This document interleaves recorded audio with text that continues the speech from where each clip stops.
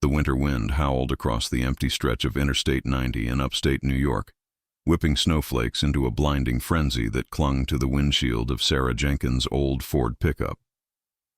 It was late January, the kind of bone-chilling cold that seeped through every crack and made the dashboard heater groan in protest. Sarah, a 42-year-old wildlife rehabilitator from the small town of Jamestown, was heading home after a long shift at the local animal shelter. Her hands gripped the wheel tightly, the rhythmic thump of tires over salted asphalt the only sound breaking the isolation. She'd seen her share of harsh winters in this part of the state. Blizzards that buried farms under feet of snow. Lakes freezing solid enough to skate on, but tonight felt particularly unforgiving, the temperature dipping well below zero. As she crested a low hill near the Pennsylvania border, her headlights caught a flicker of movement on the roadside shoulder, half buried in a drift of fresh powder. At first she thought it was a discarded mitten or a scrap of trash tumbling in the gusts, but then it stirred, a tiny shivering form no bigger than a house cat. Sarah's foot eased off the gas, her heart skipping as she slowed to a crawl. Pulling over onto the emergency lane, she killed the engine and sat for a moment, peering through the frosted glass. The highway was deserted, no other vehicles in sight for miles, just the endless white expanse lit by her parking lights. She grabbed her flashlight from the glove compartment, the beam cutting through the dark as she stepped out, zipping her parka up to her chin against the bite of the wind. The little creature was a fox cub, barely 6 weeks old if she had to guess, its reddish fur matted with ice and mud from the highway's edge. It huddled against the guardrail, eyes squeezed shut, tiny paws tucked under its body in a futile attempt to conserve warmth. Whimpers escaped its muzzle, faint and desperate, like the cry of something on the verge of giving up. Sarah's breath caught in her throat. She'd rescued orphaned deer fawns and injured raccoons before, but this was different, raw vulnerability in the face of a world that showed no mercy. The cub's mother was nowhere in sight, likely hit by a passing truck or scared off by the storm. Highways like this were death traps for wildlife, especially in winter when food was scarce and survival hung by a thread. Before the story goes deeper, make sure to subscribe for more narratives like this. Kneeling carefully a few feet away, Sarah extended her gloved hand, speaking in a soft, soothing tone she'd honed over years of coaxing skittish animals. "Hey there, little one. It's okay. I'm not going to hurt you." The cub flinched at the sound, its body trembling violently, but it didn't bolt. Too weak, too cold. Up close, she could see the frost rimming its whiskers, its ribs faintly visible beneath the thin coat. Hypothermia was setting in fast. Without intervention, it wouldn't last the hour. Sarah scanned the horizon, the distant glow of truck stoplights the only sign of civilization. She couldn't just leave it. That wasn't who she was. Not after losing her own son to a car accident on a night much like this 5 years ago. Nights that reminded her how fragile life could be. With deliberate slowness, she shrugged off her scarf and approached, wrapping the soft wool around the cub like a makeshift blanket. It let out a startled yip, but didn't fight as she scooped it up, cradling it against her chest for the warmth of her body heat. The little fox weighed next to nothing, its heart fluttering erratically under her palm.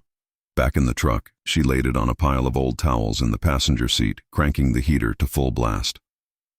The engine roared back to life, filling the cab with the scent of defrosting snow and faint exhaust. Sarah kept one hand on the cub, rubbing gently to stimulate circulation, while dialing her phone with the other. The signal was spotty out here, but she managed to reach the emergency line for the local wildlife center in Buffalo. "Jamestown Wildlife Rehab, this is Mike," came the gruff voice of her colleague, Mike Harlan, after a few rings. "Mike, it's Sarah. I'm on I-90. About 20 miles west of the border. Found a fox kit, red fox, juvenile, severe hypothermia. It's alive, but barely. I need advice on stabilization till I can get it to you." Mike's response was immediate, his years as a vet tech kicking in. "All right, keep it warm, but don't overheat. Wrap it in a heating pad if you got one, low setting. Fluids if you can manage. Warm saline, no sugar water for foxes. How far out are you?" 40 minutes if the roads stay clear. Storm's picking up. Sarah glanced at the cub, its eyes cracking open to reveal glassy, unfocused pupils. A soft whine escaped it, tugging at something deep in her chest, a mix of pity and fierce protectiveness. As she merged back onto the highway, the wipers slapping rhythmically against the snow, Sarah's mind raced. Fox cubs this young were rarely survivors on their own. Dens were usually tucked away in wooded hollows or under fallen logs, far from the roar of traffic. What had driven this one out into the open? Predators? Hunger? Or just the cruel luck of a family scattered by human encroachment? The Adirondacks nearby were full of red foxes, adaptable scavengers that thrived on rabbits and rodents, but development had pushed them closer to roads, turning foraging trips into fatal gambles. Sarah had seen the stats, thousands of wildlife deaths annually on New York interstates alone, a silent toll paid by creatures who didn't understand speed limits or headlights. The cub stirred under her touch, nuzzling weakly into the towels. Sarah murmured reassurances, her voice steady despite the knot in her throat. "You're gonna be okay, buddy. Just hang in there." The truck ate up the miles, passing mile markers shrouded in white, the radio crackling with weather warnings about black ice and whiteouts. By the time she spotted the lights of the next exit, the cub's shivering had eased slightly, color returning to its nose. But Sarah knew this was just the beginning. Rehabilitation was a marathon, full of uncertainties. Infections, stress, the challenge of reintroducing it to the wild, or finding a surrogate if it couldn't make it on its own. Pulling into a gas station lot, she rummaged in her emergency kit for a small pet carrier, lining it with more blankets. The attendant, a burly guy in a flannel shirt named Tom from the name tag, eyed her curiously as she paid for a tank of gas. "What's in the box? Catch a stray?" "Something like that," Sarah replied with a tired smile, not wanting to draw attention. Folks in these parts were kind but wary of city types meddling with nature. Back on the road, the carrier secured beside her. She pushed the truck harder, the promise of the wildlife center pulling her forward through the storm. Little did she know, this tiny rescue would unravel threads of her own past, forcing her to confront losses she'd buried under layers of routine and resolve. For now, though, it was enough to focus on the fragile life beside her, a spark of hope flickering against the winter's grip. The snow-slicked roads finally gave way to the outskirts of Buffalo, where the city's sodium glow pierced the blizzard like a reluctant dawn. Sarah's truck rattled over the potholes of Delaware Avenue, the Wildlife Center's unassuming sign swinging in the wind ahead, a weathered wooden board reading Western New York Wildlife Rehabilitation, flanked by faded images of owls and deer. It was pushing 11 p.m., and the parking lot was empty save for Mike's battered Subaru, its headlights still on, as if he'd been waiting. Sarah killed the engine, the sudden silence amplifying the howl outside, and carefully lifted the carrier from the seat. The cub inside let out a faint, raspy mew, its energy ebbing but not gone. She dashed through the flurry to the front door, the bell jingling sharply as she pushed inside. The lobby smelled of pine cleaner and damp fur, a stark contrast to the sterile chill of the highway. Mike Harlan looked up from the reception desk, his broad face creased with concern under the harsh fluorescent lights. At 55, Mike was a fixture here, a retired high school biology teacher who'd traded chalkboards for bandages after his wife passed from cancer. His salt and pepper beard was flecked with coffee grounds, and he wore the standard-issue flannel over a thermal shirt. Sleeves rolled up to reveal forearms, scarred from years of handling everything from snapping turtles to orphaned bats. "Sarah, you made it. Let's see the little guy." He rounded the desk, peering into the carrier as she set it down. The cub's eyes were half open now, dull amber slits tracking the movement with minimal interest. Mike whistled low. "Poor thing's in rough shape. Hypothermia for sure, maybe dehydration too. Get it to exam room 2. I'll grab the warming pack and fluids." They moved swiftly down the linoleum hallway, past enclosures where muffled rustles hinted at other rescues, a barred owl with a bandaged wing, a raccoon kit peering through wire mesh. The exam room was a cramped space cluttered with scales, syringes, and jars of nutritional supplements, the air humming from a space heater in the corner. Sarah eased the cub onto the stainless steel table, unwrapping the towels to reveal its frail form. Its fur was thawing in clumps, revealing pale skin underneath, and its breathing came in shallow, labored puffs. Mike donned gloves, his movements efficient yet gentle, the kind born from muscle memory rather than haste. First, he checked vitals with a digital thermometer slipped under a hind leg, 92 degrees, dangerously low but not critical yet. Core temps climbing. Good sign. You did right keeping it close to your body heat.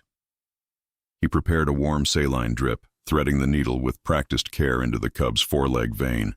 The little fox twitched but didn't pull away, too exhausted to resist. Sarah watched, her fingers twisting the hem of her parka, the room's warmth making her sweat despite the chill clinging to her boots. As the IV flowed, Mike shone a penlight into the cub's eyes, noting the sluggish pupil response. No obvious injuries. Paws look frostbitten, but we'll soak those later. Age is about right for a January litter. Mom probably denned in the woods off the interstate. He paused, glancing at Sarah. You okay? You look like you've seen a ghost. Sarah leaned against the counter, rubbing her arms as if to shake off more than just the cold. Just reminds me of that night with Tommy. Her voice was quiet, the words slipping out unbidden. 5 years ago, her 16-year-old son had been ejected from a friend's car on an icy curve near Chautauqua Lake, the accident report citing speed and black ice. Sarah had arrived at the scene after the call, the ambulance lights strobing across the snow like accusations.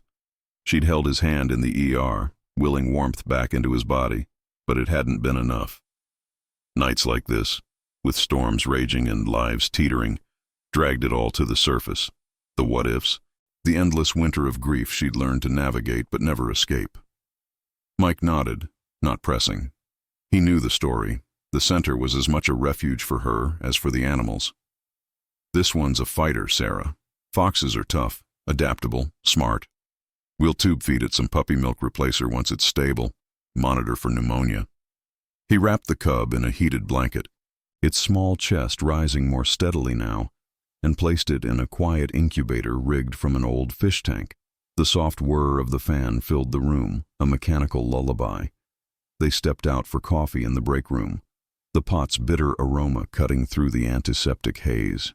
Sarah sipped from a chipped mug emblazoned with a cartoon squirrel, staring at the frost patterns on the window. What are the odds it makes it? Alone like that. Must have been separated for hours. Mike shrugged, stirring sugar into his cup. 50-50 at best. Winter hits hard. Cubs this small burn energy fast without milk. If it's from a roadside den, could be siblings out there too. But the storm would have scattered them. He set his mug down, eyes serious. We can't release it back near the highway. Too dangerous. If it pulls through, we'll need a foster or soft release in a safer spot, maybe the Allegheny Reservoir area.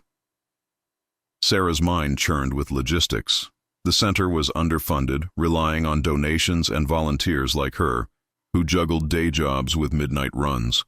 Budget cuts from the state had slashed grants last year, forcing them to turn away cases more often than she'd like. This cub, with its wide-eyed innocence, felt personal, a chance to rewrite one small ending in a world full of bad ones. I'll take it home if needed, she said firmly. My place has that shed out back, insulated, quiet. Tommy always wanted a pet fox, said they were like dogs with attitude. Mike chuckled softly. You sure? It's a commitment. Feedings every few hours. Socialization if it imprints. She met his gaze, resolve hardening. Yeah, I'm sure. Back in the exam room, the cub had settled, its nose twitching at the scent of the warming milk Mike prepared. He demonstrated the feeding tube. A thin catheter slid gently down its throat, delivering nourishment in careful pulses. The fox swallowed instinctively, a spark of life returning to its limbs. Sarah reached in, stroking its ear with a gloved finger. That's it, kiddo, one step at a time. As the clock ticked past midnight, the storm outside began to ease, fat flakes drifting lazily now. Mike logged the intake. Patient ID F247, Red Fox kit, rescued from I-90.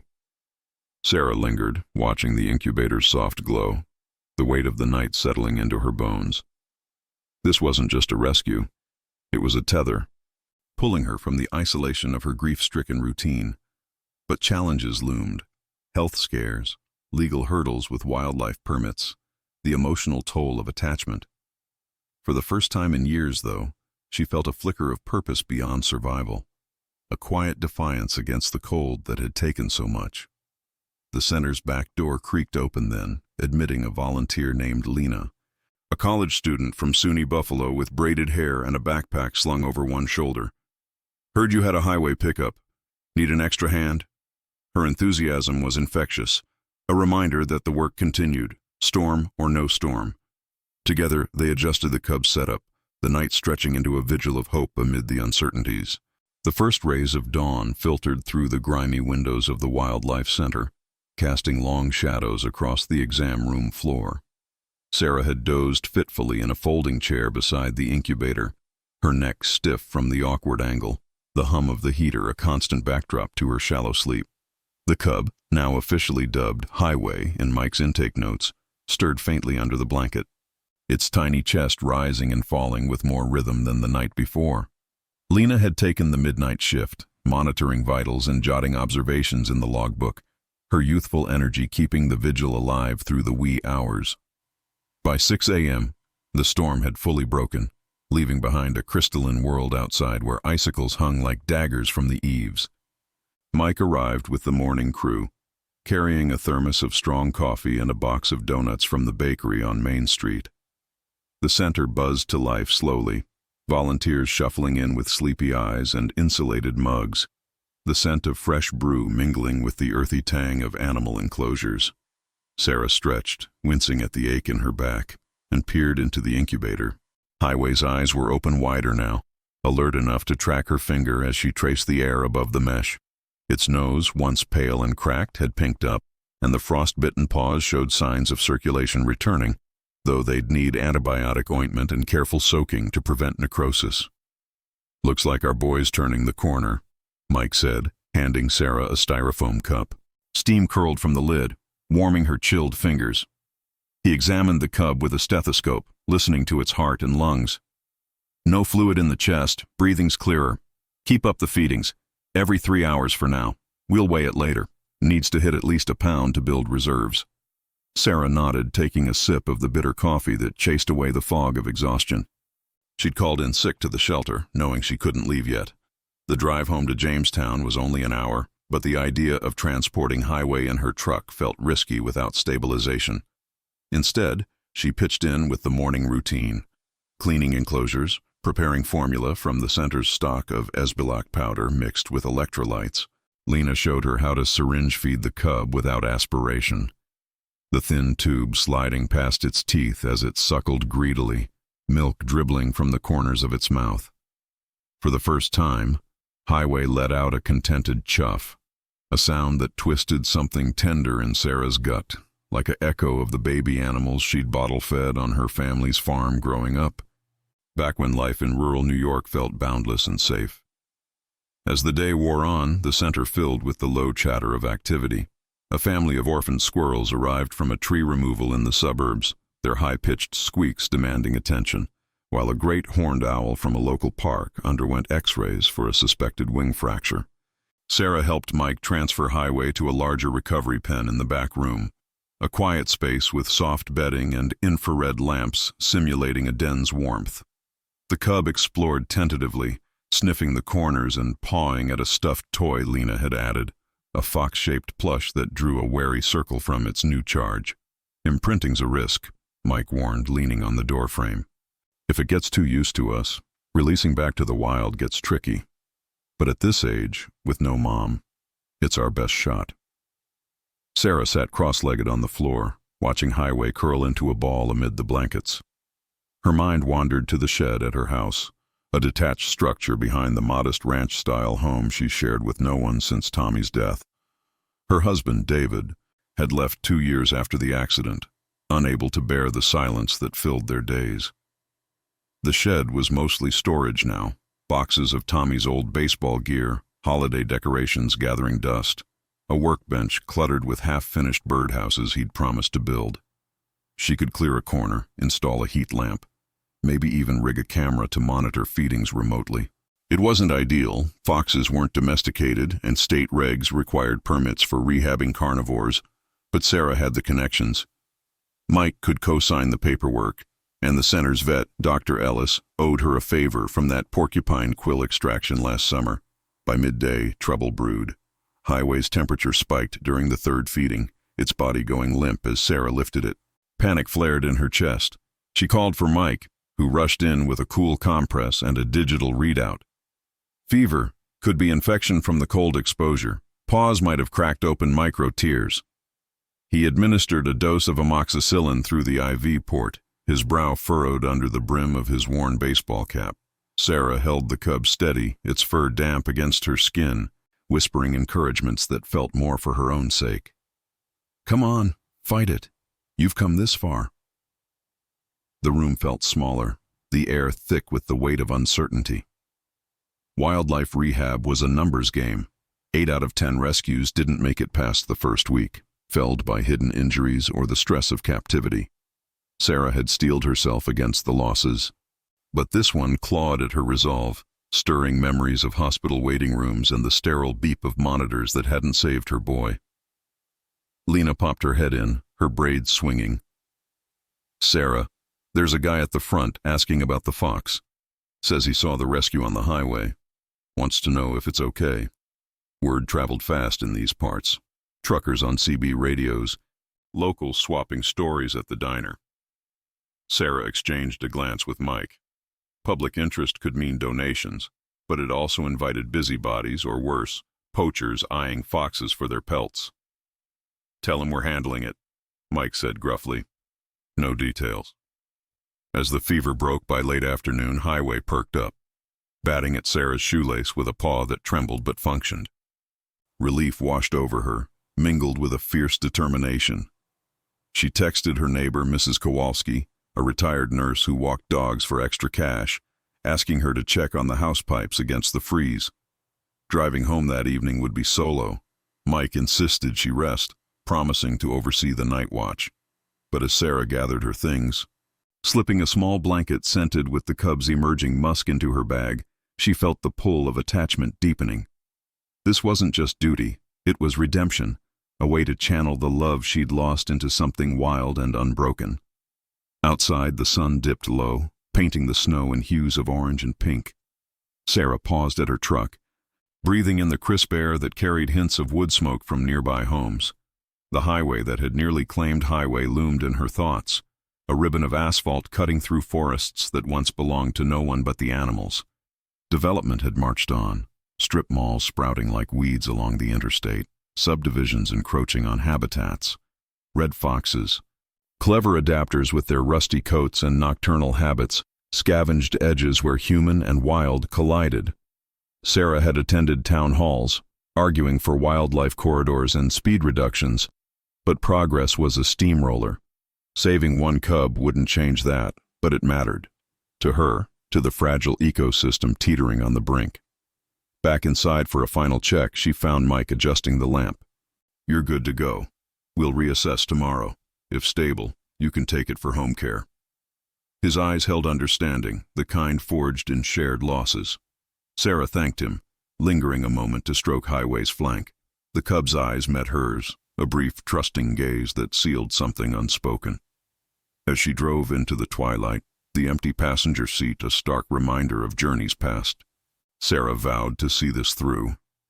The road ahead was uncertain, laced with bureaucratic red tape and the cub's unpredictable recovery, but for the first time in years, she wasn't driving alone.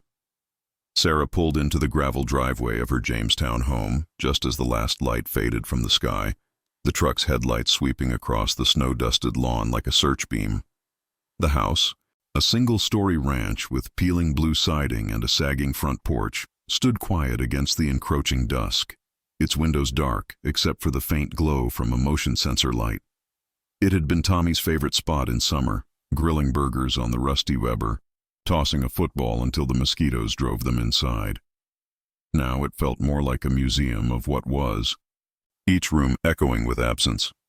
She killed the engine, the sudden quiet amplifying the crunch of her boots on the path as she grabbed the carrier from the back seat. Highway shifted inside, a soft rustle against the blankets, reminding her why she was here. Inside, the air was stuffy, laced with the musty scent of disuse.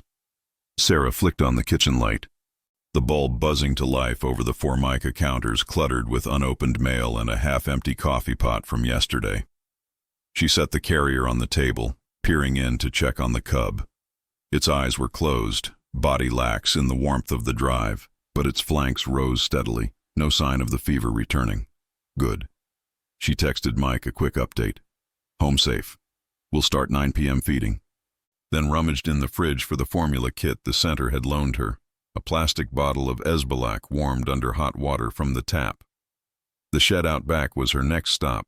She bundled up again, carrier in one hand and a flashlight in the other, trudging through the knee-deep snow that blanketed the yard. The structure loomed at the edge of the property, a weathered 10 by 12 with a tin roof that pinged softly in the residual wind. Unlocking the side door, she stepped into the chill, the beam cutting through dust motes to reveal stacks of cardboard boxes and shelves lined with jars of nails. Tommy's old bike leaned against the wall, tires flat from neglect. A pang hitting her as she remembered teaching him to ride right here, the grass soft under his wobbly turns.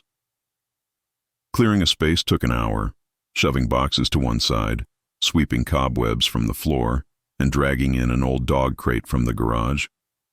She lined it with fresh towels and the heat lamp Mike had packed, its red glow casting warm shadows as it hummed to life. The setup was basic, far from the center's incubators, but functional, with a water dish and a shallow pan for paw soaks.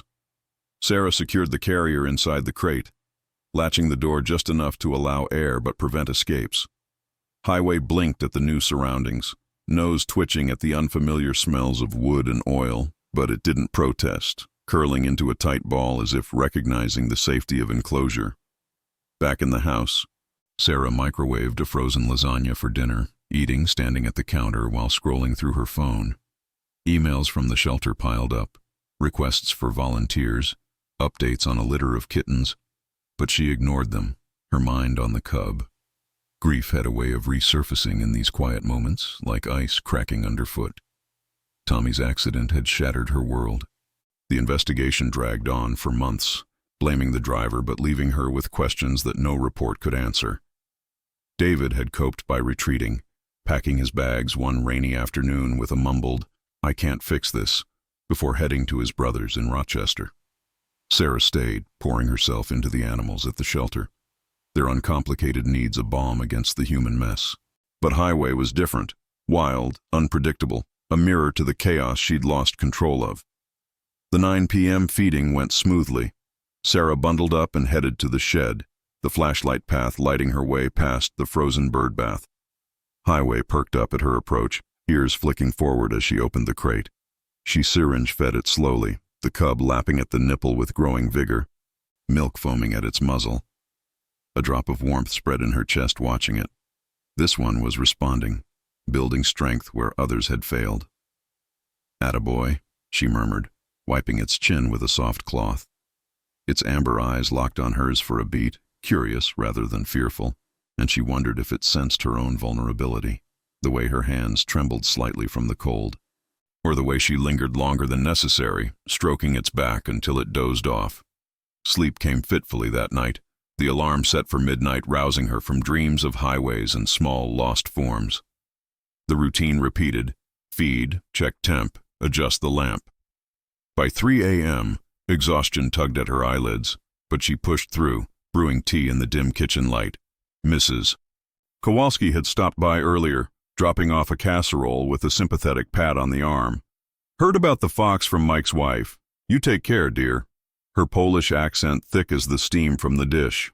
Neighbors like her kept Sarah grounded, their small-town nosiness a gentle anchor in the isolation. Dawn brought a crisp clarity, the sun glinting off the snow like shattered glass. Sarah bundled Highway for the drive back to the center, the carrier secured in the truck's cab with a towel over it to block the light. The roads were plowed but treacherous, salt trucks rumbling past as she navigated the curves toward Buffalo. Mike was waiting when she arrived, clipboard in hand, the morning crew already at work. "How'd the night go?" he asked. taking the carrier to the exam room. Solid feedings, no fever spikes. Paws are improving, less swelling.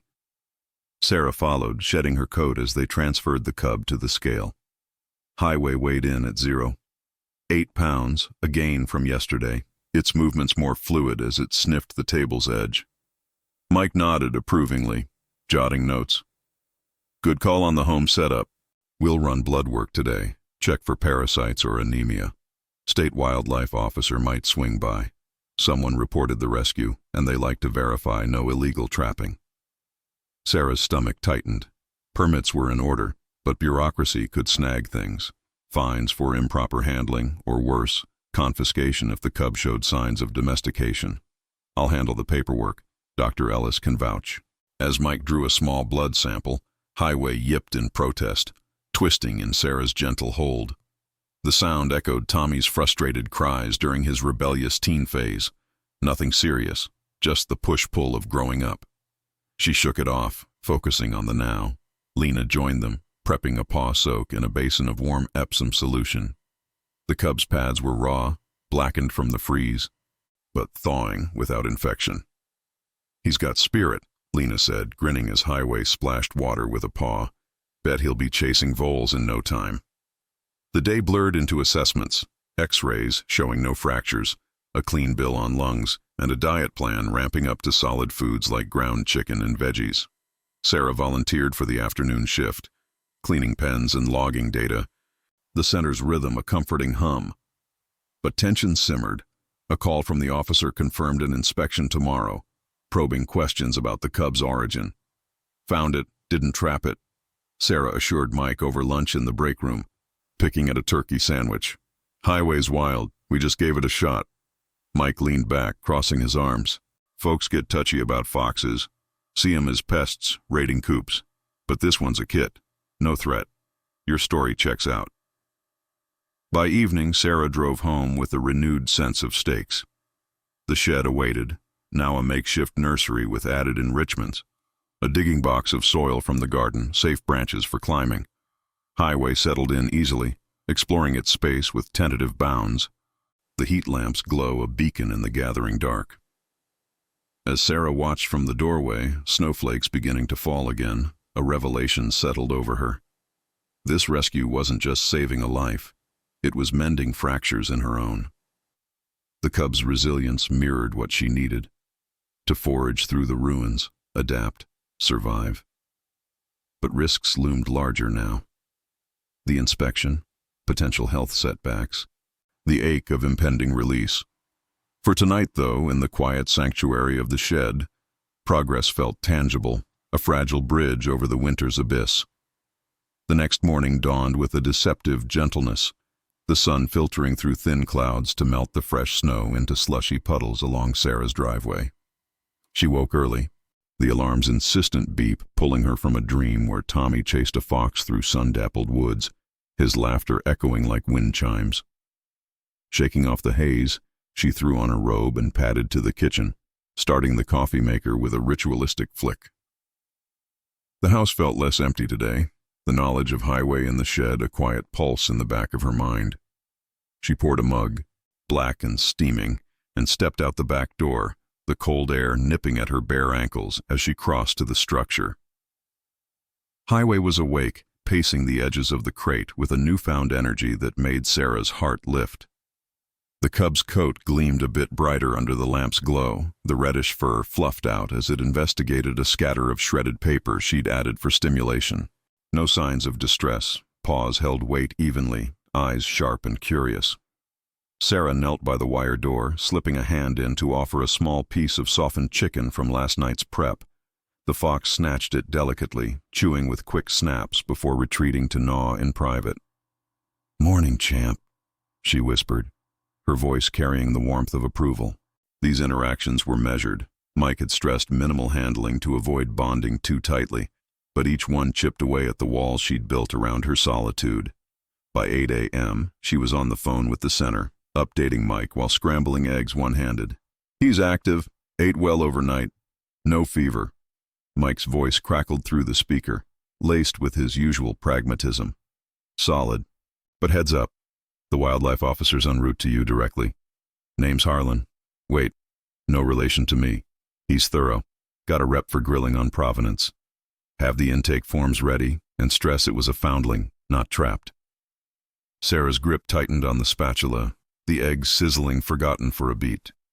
Bureaucracy was the shadow side of rescue work. State regs designed to curb poaching and black market trades in furs or exotics.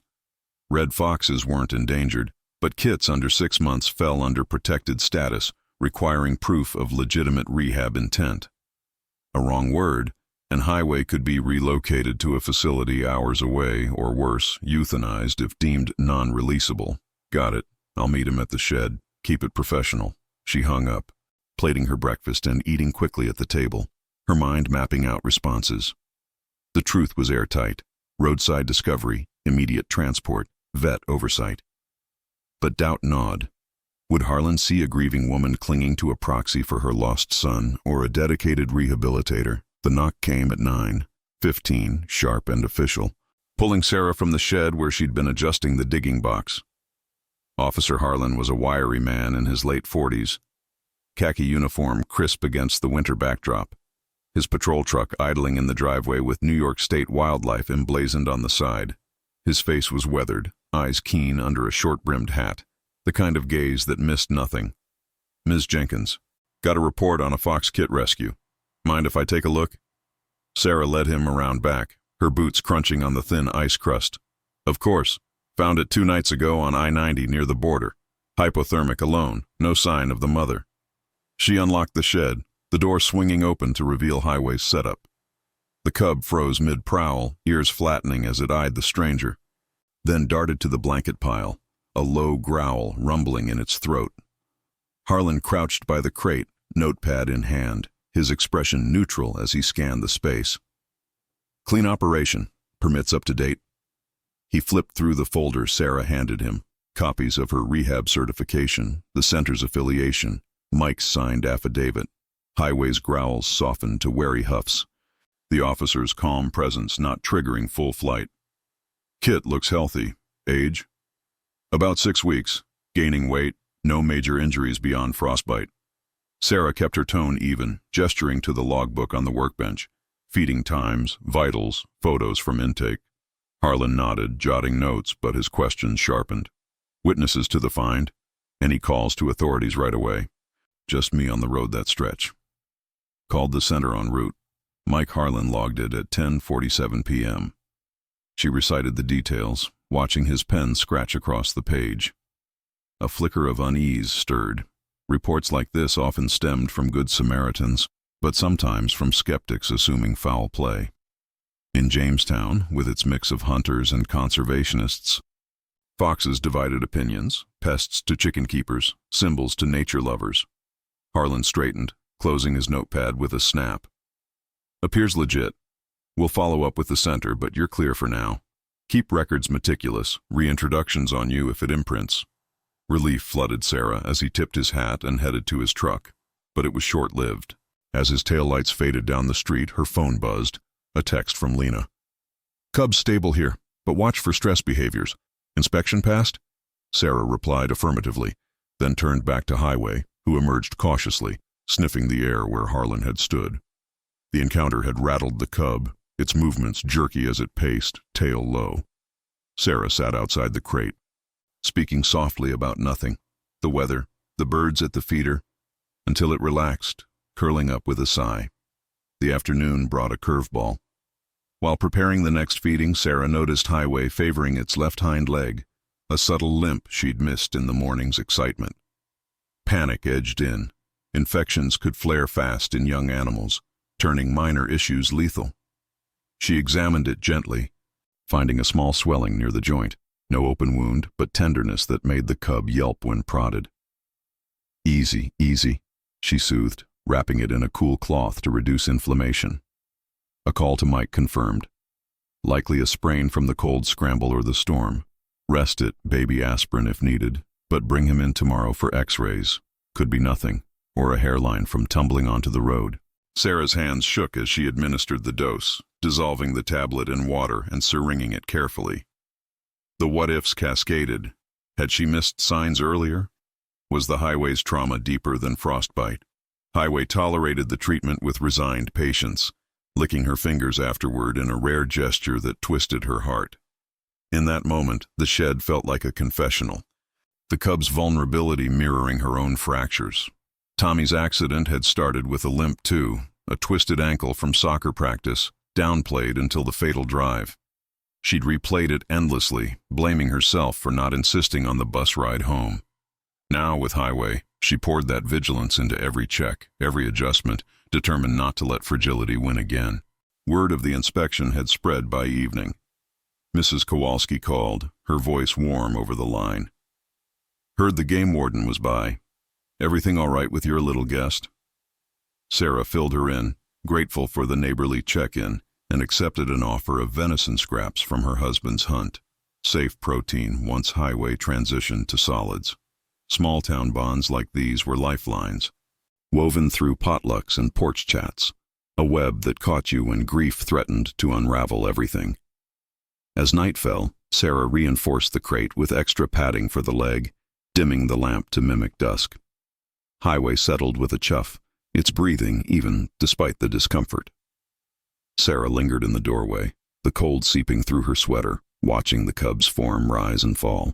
The inspection had been a hurdle cleared, but the limp introduced fresh uncertainty, a reminder that recovery was nonlinear, full of setbacks that tested resolve. Driving back to the center tomorrow meant facing potential bad news, and the emotional weight of it all pressed heavier now. Yet, in the quiet, with stars pricking the sky above the tin roof, Sarah felt a stirring of strength. This tiny fox, with its stubborn spark, was teaching her to navigate the ice again, one cautious step at a time. But as she turned off the shed light, a distant howl carried on the wind, echoing the wild call she couldn't ignore forever. Sarah gripped the steering wheel tighter as she navigated the slushy back roads toward Buffalo, the truck's tires humming over uneven patches of refrozen melt. It was mid-morning, the sky a flat gray that promised more snow by evening, and Highway rode in the carrier on the passenger seat, muffled whimpers occasionally breaking the radio's static weather report. The cub's limp had worsened overnight, its left hind leg held awkwardly even in the confines of the crate, a sign that rest alone wasn't cutting it. Sarah had barely slept, her mind replaying the inspection's close call and the officer's probing eyes, but now worry for the fox overshadowed it all.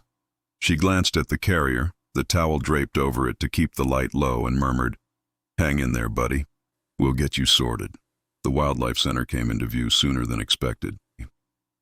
Its parking lot dotted with staff vehicles and a delivery van unloading crates of supplies. Mike was at the front desk when she walked in, his face lighting up briefly before settling into professional concern.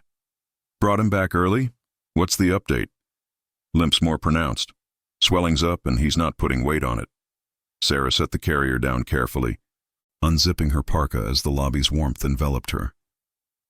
The familiar scents, disinfectant mixed with hay and faint musk, grounded her, a routine amid the chaos. Mike nodded, signaling Lena from the back hall. Together, they carried Highway to the exam room, the cub emerging with a low growl that lacked its usual bite, its amber eyes clouded by discomfort. Dr. Ellis, the center's part-time vet, was already there, summoned for the day. A no-nonsense woman in her 60s with silver-streaked hair pinned back and glasses perched on her nose, she scrubbed in at the sink, her movements precise. "Let's see what we've got," she said, her voice carrying the clipped efficiency of someone who'd seen too many borderline cases. Sarah helped transfer Highway to the table, holding its shoulders steady as the doctor palpated the leg. The cub squirmed, a sharp yip escaping when pressure hit the joint, and Sarah's stomach knotted, echoes of Tommy's pained gasps in the ER, the helplessness that still haunted her. X-rays followed, the machine's whir filling the room as Highway lay sedated lightly on the padded board. Lena monitored vitals, her fingers flying over the keyboard to log readings, while Mike prepped bandages just in case. Sarah paced the corner, arms crossed, the weight stretching like taffy. Wildlife injuries were tricky. Foxes were built for agility, their slender frames hiding fractures that could end a wildlife before it began. If it was a break, Surgery might be needed, costly, with the center's budget stretched thin on grants and bake sale fundraisers. And release? Forget it. A lame fox wouldn't survive the forest's demands, hunting rabbits in underbrush, evading coyotes under moonlit skies. The images flickered on the screen, Dr. Ellis adjusting the contrast with a frown. Hairline fracture in the tibia, clean but unstable, likely from the initial fall or scramble onto the road. Frostbite weakened the tissues, made it prone. She traced the line with her stylus, the digital glow illuminating her serious expression. We'll immobilize with a splint, antibiotics to ward off infection. 4 to 6 weeks minimum, then physical therapy if it heals right. But rehabbing a permanent limp, that's a long shot for the wild. Sarah's breath caught, the words landing like a punch. Permanent. The cub wouldn't bolt through meadows or den with a vixen mate. It'd be sidelined, dependent. What are our options? Euthanasia? The question hung heavy, her voice barely above a whisper. Mike shot her a sympathetic look, but Dr. Ellis shook her head. Not yet. He's young, resilient. We adapt the plan, soft release in a controlled area, or sanctuary placement if needed. There's a facility up near Niagara that takes non-releasables. They do educational programs. She began fitting the splint, a lightweight wrap of foam and Velcro that hugged the leg without restricting too much. Highway stirred under the sedation's fade, blinking groggily as the doctor secured it. The fox pawed at the air experimentally, then settled with a resigned huff. The fight drained from its posture. As they moved Highway to a recovery pen with elevated bedding and puzzle feeders to encourage gentle movement, Sarah stepped outside for air, the cold slapping her face like a reality check. The center's yard backed onto a strip of woods, skeletal trees swaying in the breeze, a mocking reminder of the freedom Highway might never reclaim.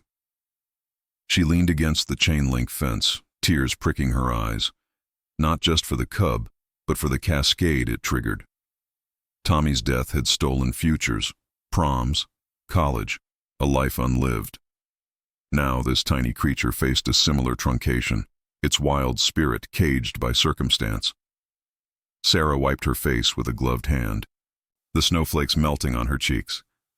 She couldn't save them all, but letting go felt like surrender, and she'd done enough of that. Back inside, Mike found her in the break room, brewing tea with shaking hands. Rough one, huh? Talk to me. She sank into a chair, the mug's steam blurring her vision. It's not fair. He was just trying to survive out there, and now. This. Her voice cracked. The dam breaking. Mike sat across, his broad frame a steady presence. Life's not fair, Sarah.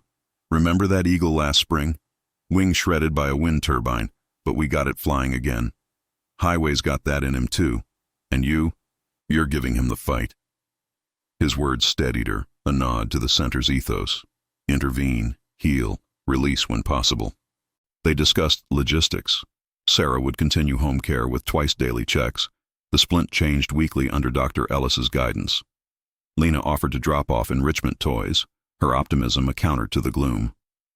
Foxes are clever. He'll figure out ways to adapt. I've seen ones with scars thrive. By afternoon, Highway was alert in the pen, nosing at a treat ball that rolled awkwardly on 3 legs. Sarah watched through the observation window, a bittersweet ache settling in. The limp changed everything.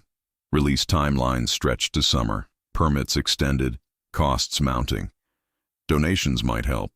She'd post an update on the center's Facebook page, the community's response often swift in these parts, where stories of rescues tugged at heartstrings over diner coffee. But personally, it bound her tighter to the cub, the shed evolving from temporary haven to long-term nursery. What if it imprinted fully, seeing her as kin? The wild call would fade, replaced by domestic routines, a pet in all but name.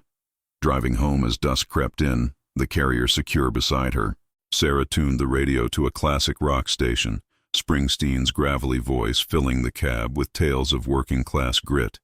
It mirrored her own. Jamestown's factories shuttered years ago, folks scraping by on service jobs and side hustles.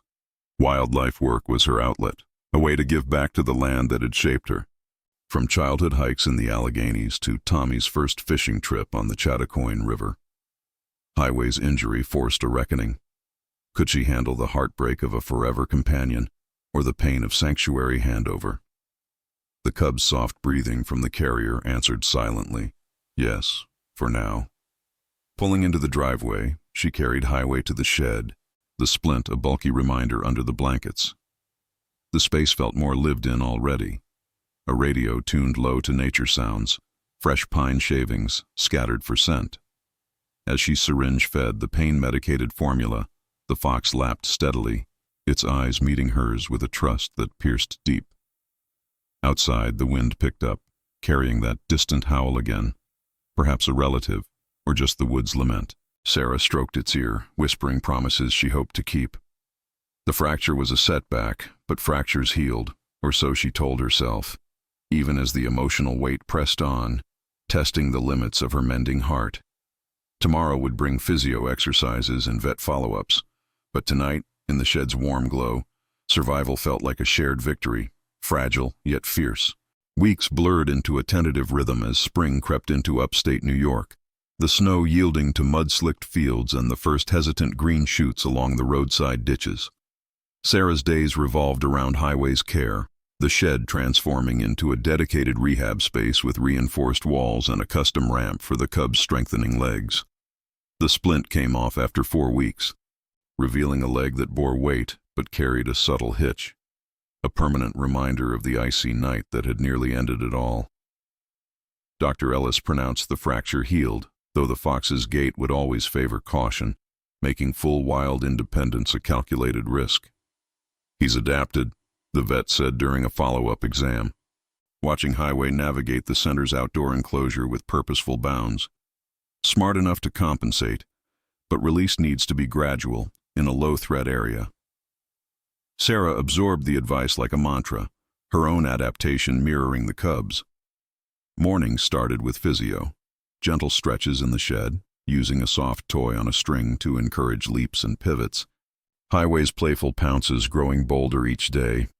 The limp softened over time, less a disability than a quirk, like the way the fox tilted its head when Sarah approached, ears perked in wary affection. Feedings evolved to raw meat and berries scavenged from the yard, mimicking a vixen's diet, and Sarah noted every milestone in the logbook. First solid stool without distress. First voluntary climb up the ramp. The center's community rallied, too. Donations poured in after her Facebook post, covering meds and enclosure upgrades, with Mrs. Kowalski dropping off homemade venison jerky and Lena volunteering weekends for socialization sessions. Yet as Highway thrived, so did the emotional undercurrents. Nights alone in the house brought dreams where Tommy ran alongside the cub, their forms blurring in sunlit meadows, only to wake her with a hollow ache. David called once, out of the blue from Rochester, his voice tentative over the line. Heard about the fox from a mutual friend. Sounds like you're doing good work. Sarah gripped the phone, the kitchen clock ticking loudly in the pause. It's keeping me busy, you? Small talk skirted the edges of old wounds, but it ended with a fragile olive branch, an invitation to visit, maybe meet for coffee. She didn't commit, but the call lingered, a crack in her isolation. By late April, with the Allegheny Reservoir's waters thawing under budding willows, release planning took shape. Mike scouted a site in the state park, a wooded hollow far from highways with ample cover and prey, rabbits burrowing nearby, streams teeming with frogs. Soft release, he explained over coffee at the diner on Route 17, the jukebox playing faint country tunes. We acclimate him in a pen there for a week, then open the gate. He'll come and go, learning boundaries. Sarah nodded, stirring her mug, the steam-carrying sense of bacon from the grill. The idea thrilled and terrified her. Freedom for Highway meant loss for her, an echo of Tommy's absence. But holding on too long risked turning the wild into tame, dooming it to a life of leashes and longing. The transport day arrived under a sky heavy with promise, wildflowers nodding along the reservoir's edge. Sarah loaded the carrier into the truck, Highway's nose pressing against the mesh, sniffing the changing air. Mike followed in his Subaru, Lena tagging along with a cooler of transition food. The site was idyllic, a chain-link pen camouflaged by ferns, backed by dense oaks where red foxes denned naturally. They released the cub inside, securing the door as he explored, sniffing the earth, digging tentatively at the soil with his good paw. His limp showed in the uneven tracks, but he moved with purpose, ears swiveling at the rustle of unseen life. For the first few days, Sarah camped nearby in a borrowed RV from the center, rising before dawn to refill feeders and check the trail cam. Highway ventured out at night, returning for meals, his coat thickening with the season's promise. On the third evening, as she sat by a small fire, the crackle of flames mingling with frog chorus, the cub approached the pen's edge, closer than before. Sarah held still, her heart pounding, as he sniffed her outstretched hand through the wire. No longer the rescuer, but part of the landscape. In that moment, grief's sharp edges dulled. Tommy's memory wove into this wild continuity, a life persisting beyond tragedy. The gate opened on a misty morning in May, the reservoir's surface rippling like silk. Highway hesitated at the threshold, amber eyes locking on Sarah's one last time, then slipped into the underbrush, his reddish tail a fleeting flag. Mike clapped her shoulder, voice gruff. "He'll make it. You've given him the tools." They packed up slowly, the pen dismantled and hauled away, leaving only faint paw prints in the dew. Driving home, Sarah felt the emptiness of the passenger seat acutely, but it was lighter now, filled with purpose rather than void. Back in Jamestown, life resumed with new layers. Sarah volunteered more at the center, advocating at town meetings for wildlife underpasses along I-90, her voice steady with earned conviction. The shed stood empty, repurposed for tools, but Highway's spirit lingered in the scratches on the floor. David visited that summer, coffee turning to walks by Chautauqua Lake, tentative steps toward rebuilding, and in quiet moments, Sarah scanned trail cam feeds from the park, spotting a familiar lopsided trot amid the foliage, a survivor, thriving on the edge. The highway that had birthed this story stretched on, indifferent to the lives it touched, but Sarah drove it now with eyes wide, ready for the next flicker in the roadside snow. Redemption wasn't a destination, but a road traveled, one resilient paw print at a time. Leave a comment sharing what you thought about this story.